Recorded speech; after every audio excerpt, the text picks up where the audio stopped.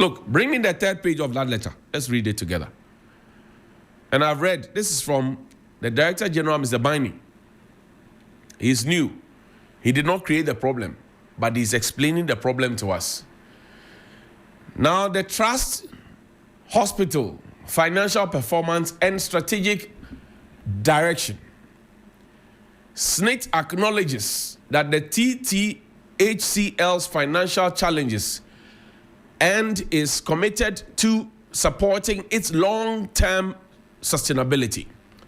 As part of our strategic interventions, SSNIT is ensuring regular payments for services rendered to our staff and will task the new board to enhance financial discipline and efficiency. Asem Woho, financial issues. Yesterday I told you, write 2024, write dash, write 20 million. Write 2023, write dash, and write 800,000 plus. I will explain to you in the coming days. I'm waiting for the rejoinder from Trust Hospital. He said we'll come on the 15th. I'm waiting. Today is the 5th. 10 days more. We'll be counting down. We'll wait. While TTHCL provides essential social benefits, its ultimate objective is to operate profitably and pay dividends to SSNIT. Again, write 2024, write dash, write 20 million. If you don't get the money and 20 million goes down the drain, how do you pay dividends to SSNIT? Question. People are saying, I'm asking. SSNIT recognizes the notable improvements at the Osu Main Hospital and seeks to ensure that ongoing transformation efforts and the relocation to the Trust Tower are now derailed by internal disputes that can be resolved through cooperation and dialogue. When people are hungry, when people have not been paid their monies, when people's investments are in limbo, you will have these confrontations. President Akufo-Addo called it when we started talking about E-levy. He says there are unnecessary disputations. That's what he said, right? We are being taxed. Our president at the time said Later, his vice president came to tell us that, oh, I will change it. Meanwhile, some ministers then, my own friend John Kuma of blessed memory, the man at the Free Zones Authority before was Befi, and my friend, they said, oh, we will pass it. Dr. Sion, we will pass it, and they can't do anything. Something happened in 2024, the big gap, over 1 million votes. It happened when Tia, Ubetie. So I'm talking to the management of the Trust Hospital. In the interim, pending the reconstitution of the TTHCL board, the new Deputy Director General for Investment and Development has his team have been tasked with engaging the local and national unions at the earliest opportunity. Have they done that? I'm only asking. To conclude, SSNIT remains committed to positioning TTHCL as a flagship healthcare investment, which means that they recognize that they are losing that space. We encourage flagship healthcare investment, delivering superior medical services while ensuring sustainable financial returns. We encourage all stakeholders to work collaboratively in addressing internal concerns and advancing our shared goal of strengthening TTHCL's operations and profitability. Thank you, yours faithfully, for Social Security and National Insurance Trust. And this is where, when the PR people say, we are not part of SSNIT and we are a private entity, it says, yours faithfully, for Social Security and National Insurance Trust, of which I am a proud member, or where I pay my money. And it is signed by Kwesi Afre-Baini, the new Acting Director General. He did not cause this problem, but he's responding to it. And it is signed, it's carbon copy to Deputy Director General Investment and Development, SSNIT, General Manager Investment and Development, SSNIT, Deputy General Secretary Ops, ICU, Deputy General Secretary Admin, ICU Ghana, PMSU Director, ICU Ghana, Accra Regional Office, ICU Ghana, PMSU Chairman Secretary, TTHCL, Local Union Chairman Secretary, TTHCL, the Chief Executive Officer, TTHCL. Somebody mentioned that this is supposed to be an internal document, and I'm not supposed to have it. Me and you, as members of SSNIT, this is our investment. Take it off, bring it on me. We, as members of SSNIT, who contribute on a monthly basis, if you default, you'll be in trouble. Suddenly, we cannot have access to the and when they finish the financials, do they share the financials with us? No. Show me the SSNIT memo. That's the internal memo. I'll read it. My eyes and my ears are on the ground.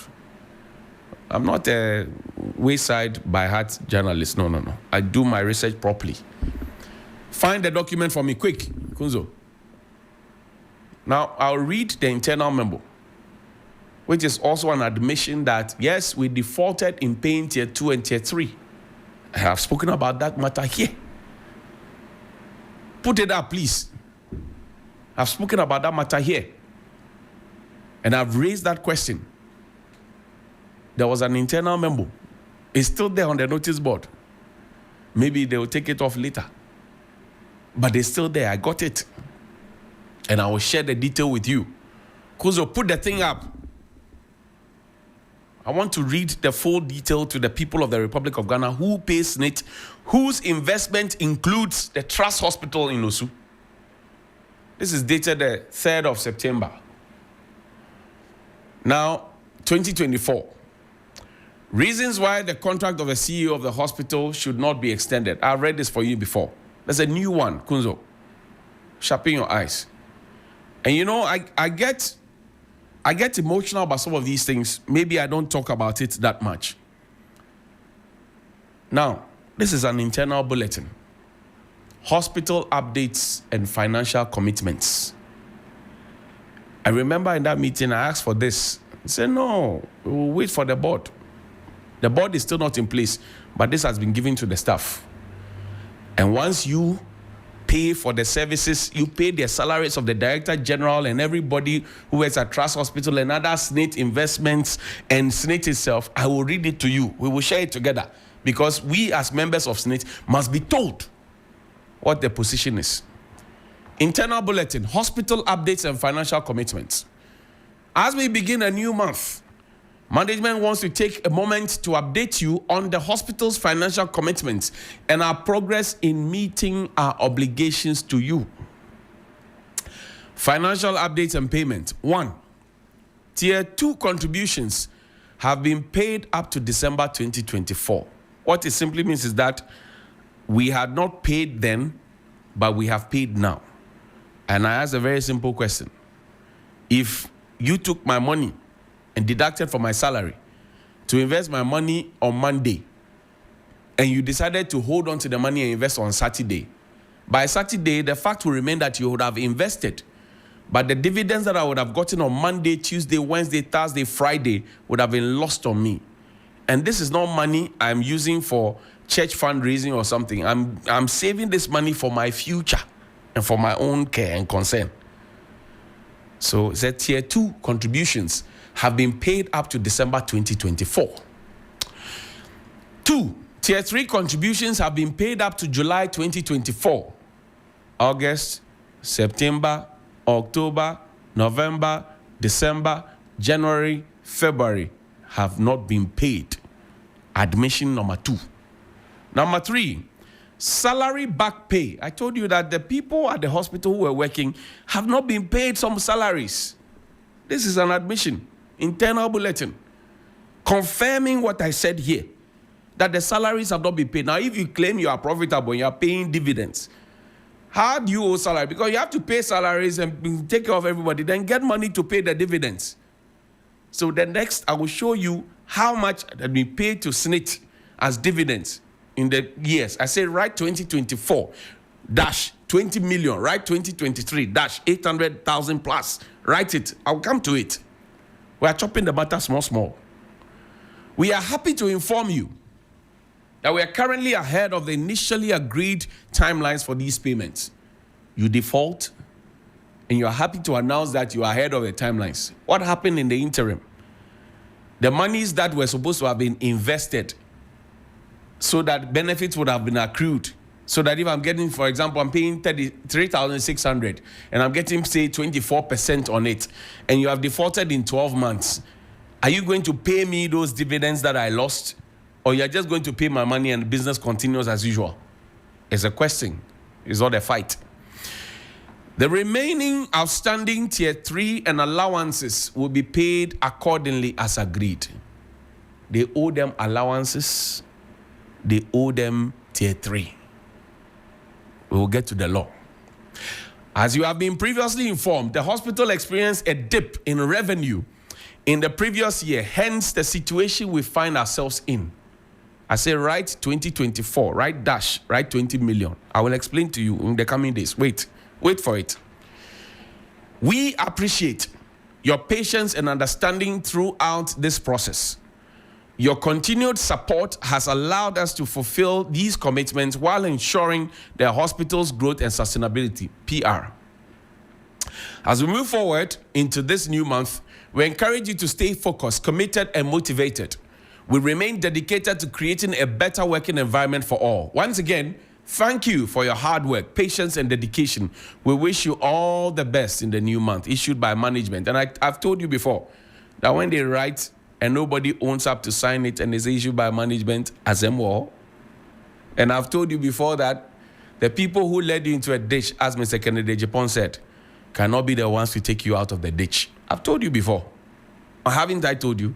I say when they write an official notice and they say issued by management and nobody put the management up there, nobody wants to own up for it or to chest it and say, I am the one who authored it and sign, there's a problem. And the problem I will explain to you. Don't worry. Now,